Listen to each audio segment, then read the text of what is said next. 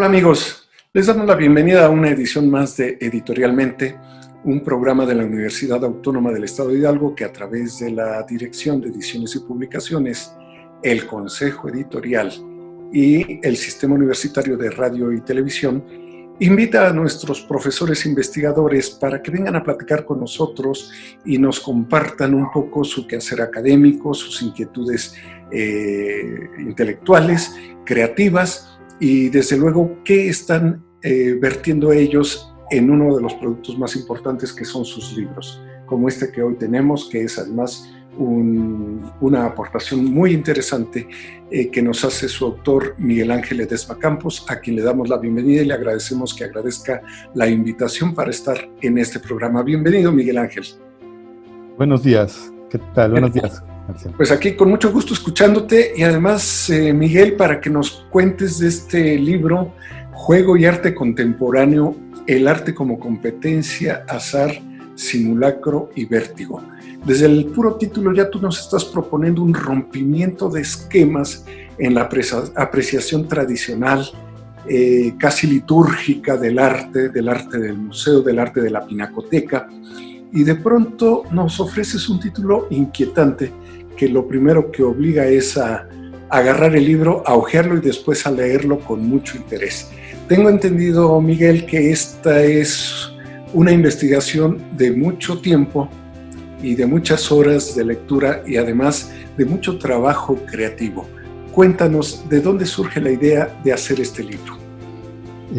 Mira, Marcial, este libro es el resultado también de mi tesis de doctorado. La mayor parte son capítulos que hice para mi tesis. Aquí, perdón, te interrumpo porque no te he presentado académicamente. Claro. Miguel es licenciado en Artes Visuales por la entonces Escuela de Artes Escuela Nacional de Artes Plásticas en la UNAM. De la Universidad Nacional Autónoma de México. Luego tu maestría la haces en la Academia de San Carlos, en este hermosísimo espacio en el centro histórico de la Ciudad de México. Así es. Y el doctorado del que sale esta tesis. El doctorado lo hice en la Universidad Autónoma del Estado de Morelos, en Cuernavaca, y el doctorado es un doctorado interesante que busca una fusión entre artes visuales y ciencias sociales. Entonces, básicamente era fusionar, tenía maestros antropólogos, sociólogos y también artistas visuales. Del resultado de esto se hacen investigaciones pues, que buscan que tengan una originalidad, como tú mencionabas en el título del libro, pues ya buscan una propuesta novedosa hacia el enfoque del arte o la cultura en general. Claro, y eso es lo que nos encontramos aquí. Ahora cuéntanos, ¿por qué o qué elementos te van dando el motivo para hacer esta investigación tan interesante que yo creo que no es accidental? Ya traías tus inquietudes porque habíamos platicado desde antes de que hicieras el doctorado y tú ya tanto en tu trabajo académico como docente, cuanto en tu obra creativa como artista, ya aportabas muchos de estos elementos de juego y provocación al espectador. No lo tenías pasivo ni eras concesivo con él. Siempre has sido exigente, le provocas una reacción. No vengas y veas mi obra y te vayas. Enójate, cuestióname o aporta tus ideas si estás de acuerdo conmigo, pero no te quedes impasivo. Esa ha sido siempre tu actitud, que brinca mucho con ese carácter gentil que tienes, pero la cordialidad no está peleada con la provocación intelectual y eso es algo que admiramos en tu trabajo creativo. Cuéntanos de esta investigación. Mira, esta investigación, efectivamente, como tú lo señalas, ya tiene antecedentes en mi trabajo artístico y en mi investigación previa que hice en la maestría. En la maestría yo investigué sobre hermenéutica, sobre los filósofos Martin Heidegger y Hans-Georg Gadamer, y precisamente Hans-Georg Gadamer en su estética, hay un libro que se llama La actualidad de lo bello. Él plantea el arte como competencia, el arte como símbolo, juego y fiesta. Entonces me llamó la atención estos conceptos en su propuesta. Yo ya no los pude abordar en mi tesis de la maestría porque ya realmente cuando ya rebasaba el marco teórico, pero en mi obra sí lo traté de hacer. Hice algunas piezas de fiesta por ahí de 2007, 2008, hice posteriormente algunas piezas que eran juegos, algunos juegos de barquitos en la calle, avioncitos de papel, pero sí, como tú dices, siempre con un enfoque relacionado con la sociedad y también desde el pensamiento crítico. Me quedé con la idea de que podría haber hecho una investigación interesante sobre la relación entre el juego y arte, porque hay varios autores, personas que lo mencionan de pasada, algunos autores importantes que también lo utilizan esta relación, pero me había dado cuenta que, en mi opinión, no habían profundizado tanto.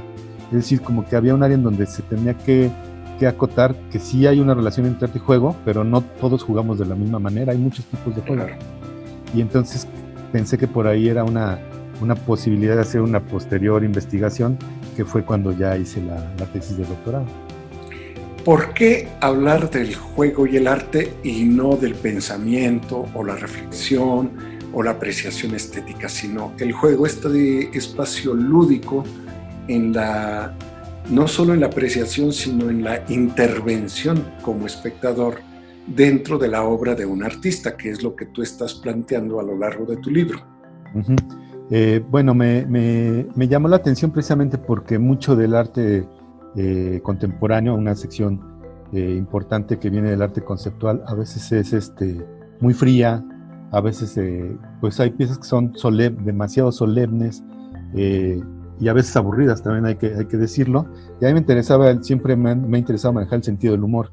En la conclusión del libro hago un recuerdo de alguna clase que tomé con el maestro Melquiades Herrera en la maestría, y él siempre su obra tuve oportunidad de conocer algo de su obra, y siempre divertido, un tipo fuera de serie. Así es, y él decía, se me quedó grabado en muchas de sus clases, él utilizaba más bien el sentido del humor, y decía, es que el sentido del humor también es un modo de conocer.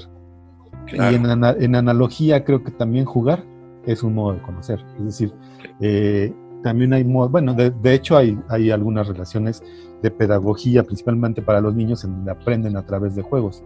A mí me interesaba precisamente entender el arte desde el juego. Esa es la propuesta de esta investigación. Algo que me llama la atención también es que no te la tomas a la ligera y te aventuras a entrar en un juego de camisa de 11 varas cuando te pones a leer, a investigar, a retomar las ideas de pensadores, de filósofos, de sociólogos. Particularmente tú distingues aquí el trabajo de Johan Huizinga y de Roger Caillois. Son como los dos pilares con los que estás desarrollando este material, pero tú al mismo tiempo generas aportaciones propias, aunque te inspiras en ellos, y así que aunque hayas entrado a jugar con camisa de 11 varas, sabes acomodarla, y no te resulta fácil, supongo, pero quiero que nos cuentes esta aventura intelectual de sortear estas teorías y finalmente apoyarte en ellas para generar tu propia aportación. ¿Cómo ocurre? ¿Qué nos dices con ello? Ok, sí, así es. Como tú dices, bueno, los de donde se fundamenta la investigación es de estos dos autores, de Johan Huizinga y Roger Caillois.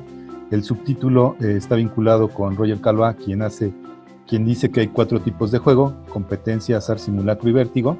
Y digamos que el aporte personal es hacer una metodología que funciona para poder entender el arte contemporáneo, principalmente moderno y contemporáneo, desde estos 4 tipos de juego: competencia, azar, simulacro y vértigo.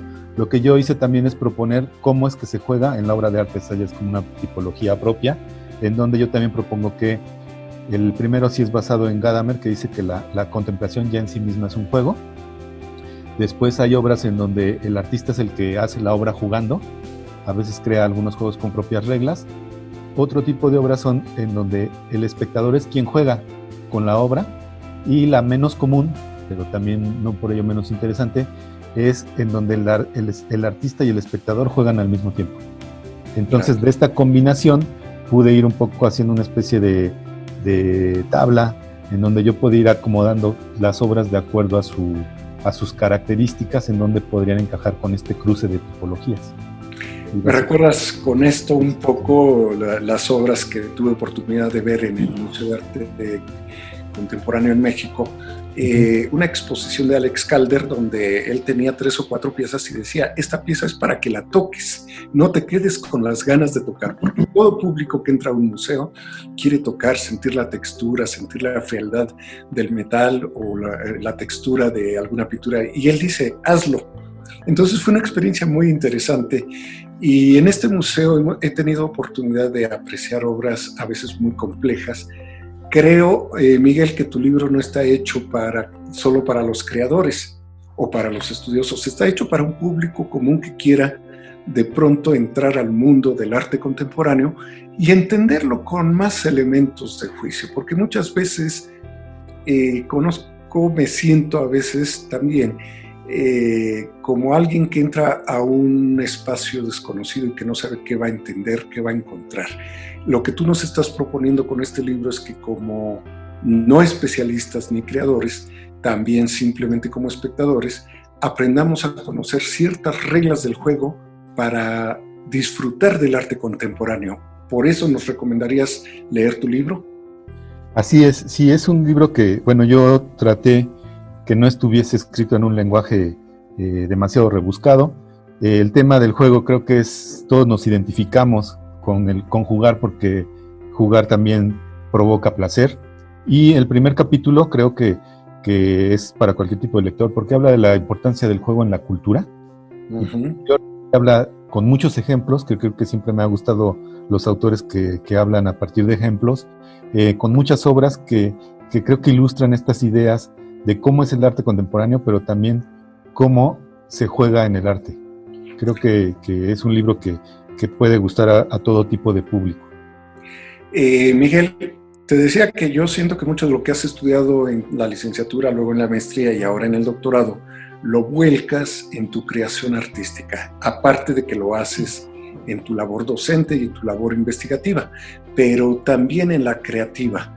¿Qué tanto te ha respondido el público espectador a estos estímulos, a estas provocaciones, a estas invitaciones al juego que tú planteas en tu obra? Bien, bueno, en las obras que yo he hecho que son de corte más lúdico, pues realmente he tenido alguna buena aceptación, honestamente, pero he notado que quienes tienen más, se conectan más inmediatamente con estas obras, son los niños. Tengo algunas piezas grandes que hice, alguna serie que hice que se llamaba Condominios Flotantes, que eran el tradicional juego que nosotros hacíamos antes, ahora no lo he visto tan común, que era cuando llueve, que se hacen los riachuelos en la calle, o los charcos, que jugamos con barquitos de papel.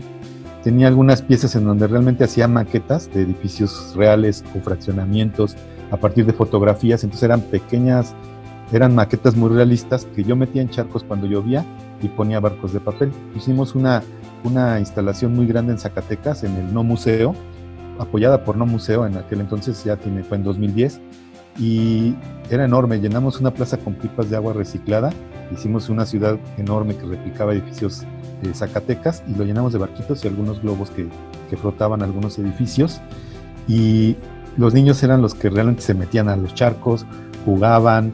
La gente regularmente adquiría, los mayores, una actitud contemplativa, pero los niños eran quienes se adentraban. Una vez que oscureció, que nosotros ya nos íbamos, los niños empezaron a saquear la obra y se la llevaban a su casa.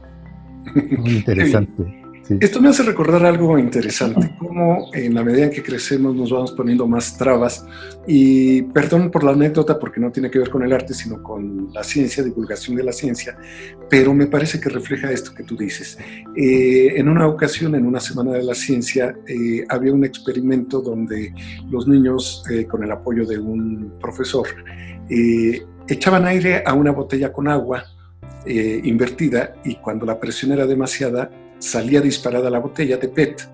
Y esto era para ejemplificar el asunto de la presión y por qué salían los cohetes a la galaxia. Y estaban los niños de primaria y daban vueltas una y otra vez porque querían volver a vivir la emoción, hasta que un joven de preparatoria dijo, pues aunque se rían de mí, yo me formo. Ajá. Me gustó que lo dijera y me gustó que lo hiciera, porque después de él varios de sus compañeros lo siguieron. Creo que esto es lo que hay que romper en el adulto, que también se deje llevar por el juego, para Así es. interpretarlo. Así es. Algunas personas que hayan leído tu libro, alumnos, compañeros y gente no relacionada de manera directa con el arte o su creación, ¿qué te han dicho de esta obra? Bueno, esta obra hace poco la estuvimos viendo en una materia que estoy cubriendo en la licenciatura en Artes Visuales, y precisamente mis alumnos, que son jóvenes de 20, 22 años, pues fíjate que se conectan mucho con la nostalgia. Es un poco lo que estamos hablando, ¿no? Como si de pronto ligáramos el juego solamente a una edad, Sí. pero no de adultos. Y creo que eso es algo que busca mi texto, es despertar ese gozo lúdico en nuestra vida diaria. Porque, claro, por ejemplo, Johan Huizinga dice, la cultura, el motor de la cultura, de toda cultura, principalmente está hablando del occidental, es el juego, dice, y todavía se encuentra de una manera muy velada en muchas actividades cotidianas. Dice, por ejemplo, pensemos en los juzgados, ¿no? Dice, llega con su toga, que es una especie de disfraz, ya se nos va a acabar, creo, sí. Viene con su toga, su disfraz, y de algún modo hay como una especie de bando en donde es cruel lo que se está en juego, pero se está jugando la culpabilidad, una sentencia de una persona, y el veredicto de si es culpable o inocente. Es una especie de competencia. Sí, ¿no? Sí, y una serie de símbolos que vamos viendo en lo cotidiano. Y ahora el artista lo que hace es espiar esos actos fugaces, esas conductas imprevistas, y muchas veces plantearlas y reflejarlas. Creo que eso hacen. Y algunos de tus alumnos que en la creatividad estén cambiando sus actitudes después de intercambiar contigo y con la lectura del libro, que estén formalizando o trabajando de otra manera su obra creativa, ¿cómo han reaccionado? Sí, lo estamos, bueno, este año es un poco bueno, el libro, como tú viste, tiene reciente publicación. Sí.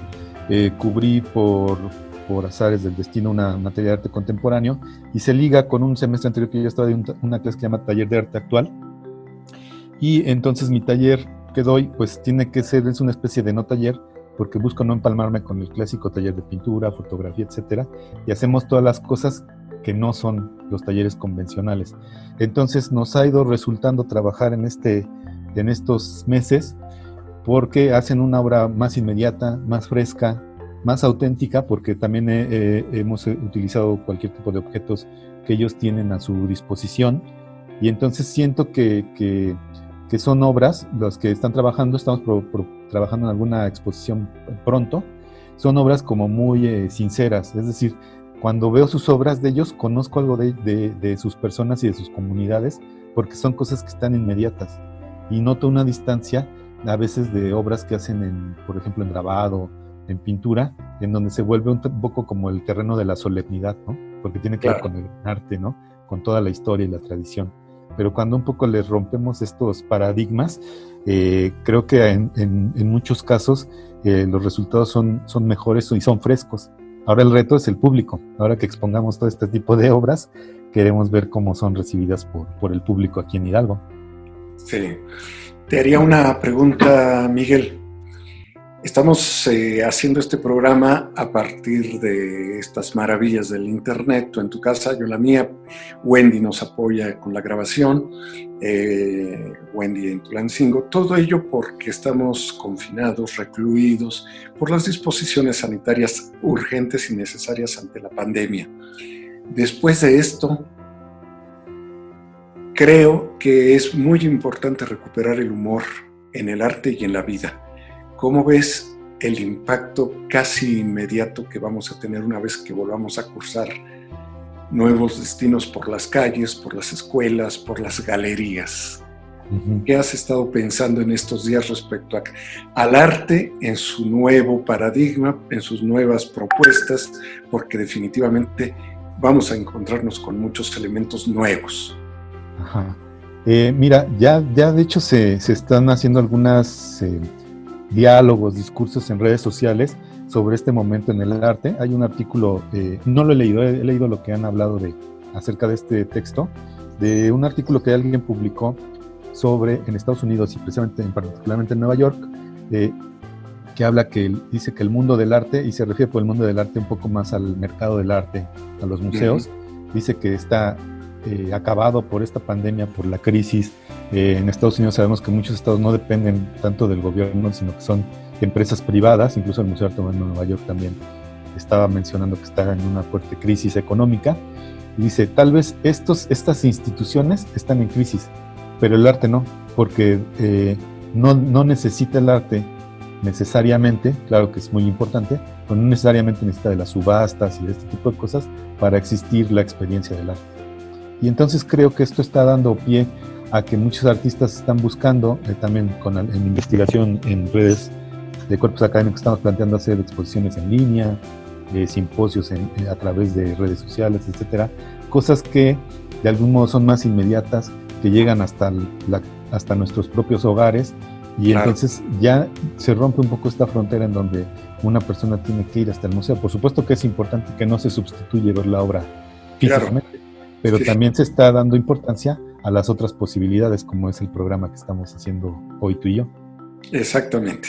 Y además en que podemos apreciar, si me permites comentarlo, esta fabulosa colección de artesanías de Oaxaca que me estabas comentando, y que bueno, es abrir un poco ese mundo interno también y compartirlo con la gente. Miguel, quiero leer los 2 últimos párrafos de tu libro, porque me gusta bastante cómo rematas este trabajo. Y aquí lo tengo y dice: los artistas y los espectadores que juegan con una obra analizan las relaciones de las fronteras que se producen en las líneas de un tablero y al mismo tiempo las problemáticas de la frontera entre 2 países. Distinguen el juego entre la realidad y la ficción, entre la política y la cultura. Melquíades Herrera, que mencionábamos, afirmaba que el sentido del humor es un modo de conocimiento. En este sentido es posible afirmar que el juego también lo es. No es necesario que placer y saber estén distanciados. Se concluye que, a diferencia de los juegos que se practican con habitualidad, los juegos del arte en general son críticos y subversivos. No sé por qué pusiste esto, ¿verdad? De luego, eso es fabuloso. Es como si el niño al crecer utilizara el juego que le enseñaron para reconstruirlo, señalando que los defectos del juego son al mismo tiempo los defectos de la sociedad que les dio origen. El espectador que se enfrenta a la obra de arte es un cojugador. La separación entre público y artista se transforma en un ejercicio colectivo de conciencia política y social. Estupendo, me encantan estos 2 párrafos finales con que rematas la obra y gracias. Bueno, los quise leer para que aquellos amigos que nos escuchan sepan que vale la pena acercarse a este libro. Aquí lo enfocamos, editado por la Universidad Autónoma del Estado de Hidalgo, cuya autoría de Miguel Ángel Ledesma Campos, y como título Juego y Arte Contemporáneo, el arte como competencia, azar, simulacro y vértigo, cuya lectura nos ayudará a ser mejores espectadores, a disfrutar más, a jugar con el arte, con las artes visuales contemporáneas, a entender estas instalaciones, estas composiciones extrañas aparentemente para nosotros, a dialogar con un artista que a veces tiene un concepto de la obra y nosotros creemos entender otra. En ese entender, en esas diferencias, hasta buscar acercarnos, estamos jugando uno con el otro y uno contra el otro. ¿Este es el planteamiento de tu libro o me equivoco? Así es, ¿no? Estás totalmente de acuerdo. Te agradezco que hayas leído esos 2 párrafos que creo que sintetizan mucho de lo que trata el texto y pues del papel del artista cuando se vincula con el juego. Sí, me parece que lo encontraste bien.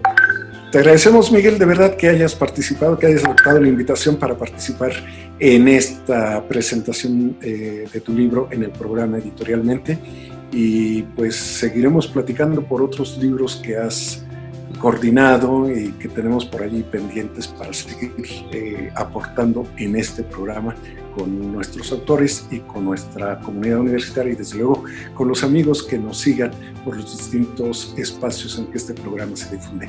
Gracias, Miguel Ángel Ledesma Ocampo, muchísimas gracias y felicidades por este libro.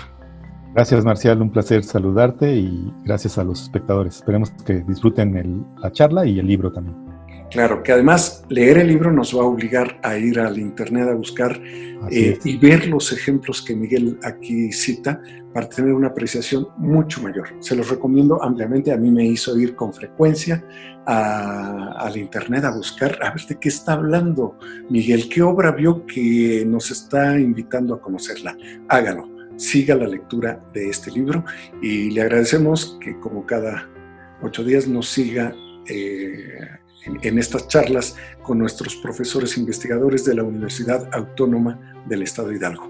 Muchísimas gracias y hasta la próxima.